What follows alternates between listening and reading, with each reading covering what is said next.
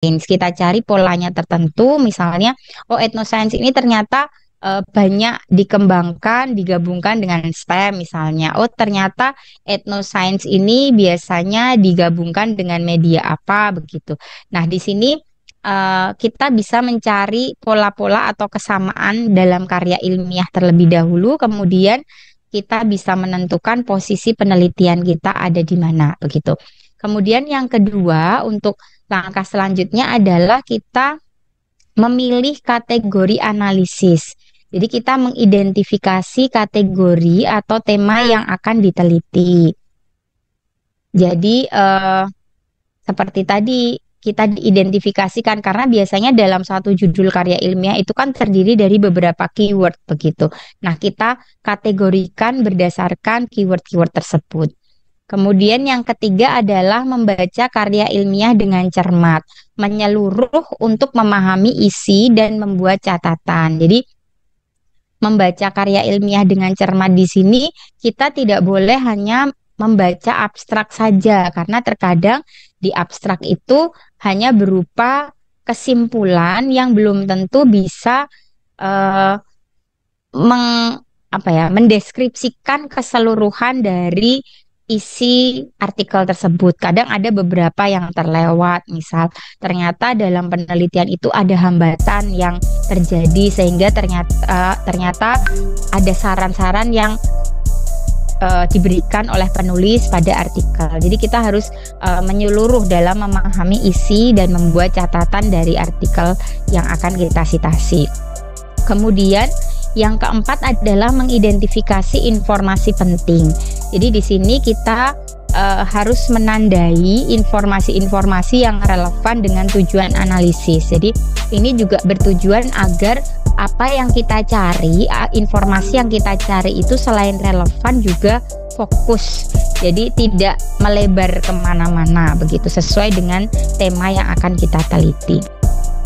Kemudian membuat daftar poin analisis. Di sini kita selain dipilih gitu ya, dipilih kategori-kategorinya, ya kita juga diorganisasikan atau diatur informasi-informasinya sesuai dengan kerangka kerja analisis. Biasanya untuk penelitian-penelitian atau artikel itu biasanya bersifat dari umum terlebih dahulu menuju ke khusus. Biasanya dijelaskan mengenai misalnya pendidikan secara umum atau pembelajaran IPA secara umum, baru merujuk pada suatu permasalahan dan penawaran solusi. Nah, di sini kita bisa membuat daftar poin analisis mana yang nantinya akan kita tampilkan terlebih dahulu, kita susun terlebih dahulu. Kemudian yang keenam adalah membuat tabel atau grafik. Setelah kita menemukan berbagai macam sitasi, untuk memudahkan maka bisa kita tabelkan gitu ya, atau kita grafikkan sehingga nanti akan terlihat data yang lebih visual dengan perbedaan pola yang lebih jelas. Kemudian yang ketujuh adalah mengidentifikasi pola atau kesimpulan. Jadi dari berbagai macam referensi, mungkin kemarin Bapak Ibu ambil dari POP itu kan bisa sampai ratusan begitu ya. Nah, ini diidentifikasi, diseleksi dulu. Setelah diseleksi kemudian dilihat mana yang sekiranya penting dan relevan untuk penelitian yang akan kita laksanakan. Kemudian yang kedelapan, menulis ringkasan analisis. Di sini pentingnya adalah kita harus bisa menjelaskan temuan utama dan kesimpulan yang dapat diambil dari karya ilmiah tersebut, karya ilmiah yang kita citasi tersebut. Kemudian yang kesembilan adalah memeriksa konsistensi dan keakuratan, apakah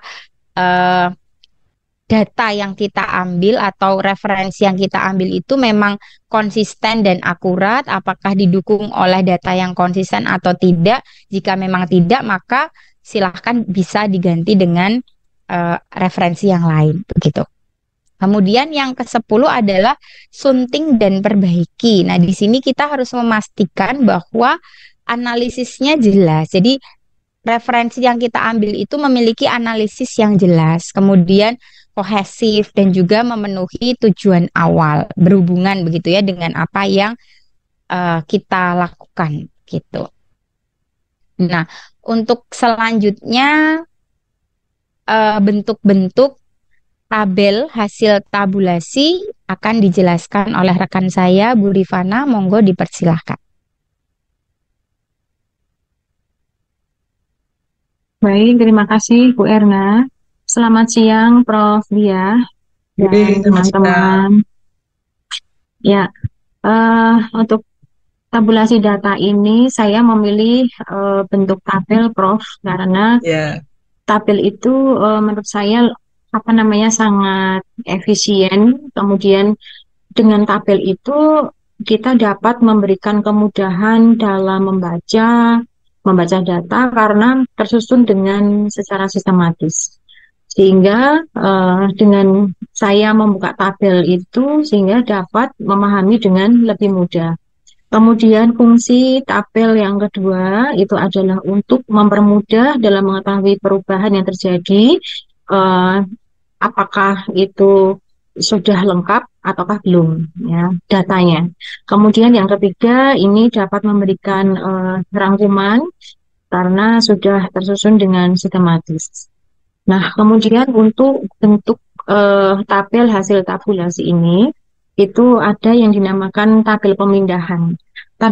Pemindahan ini tabel tempat memindahkan kode-kode dari kuesioner atau pencatatan pengamatan. Jadi, fungsi tabel ini adalah sebagai arsip. Yang kedua adalah tabel biasa. Jadi, tabel biasa ini fungsinya adalah untuk mengelompokkan data suatu kriteria. Adapun tabel analisis ini biasanya tabel-tabel yang berisi informasi yang telah diterima. Ya, adapun contoh tabelnya, ya. Nah, ini saya membuat seperti ini karena saya mikrobrin, kemudian ada etnosen biologi maupun OBE, outcome based learning. Jadi kemarin ada Mendeley, kemudian ada POP, itu ada apa namanya? Saya menyimpan data dalam bentuk RIS itu sangat membantu saya dalam mentabulasi tabel artikel. Jadi saya tidak mikroprint satu-satu tidak, tapi sudah dikelompokkan. Begitu saya klik HTTP link drive ini, maka saya bisa tahu, oh ternyata microgreen yang sudah saya temukan ada sekian. Kemudian etnosen yang saya temukan ada sekian banyak. Mana yang tidak sesuai dan mana yang belum. Seperti itu. Sampun, Prof. oh iya. Ya, terima kasih Bu Rifana dan Bu Erna ya sudah membuat tabulasi analisis data. Ya, memang seperti Oke. itu. Kemudian nanti tabel-tabel itu bisa diperluas ya sesuai dengan kebutuhan yang Bapak Ibu inginkan. Monggo, siapa yang mau bertanya? Oke.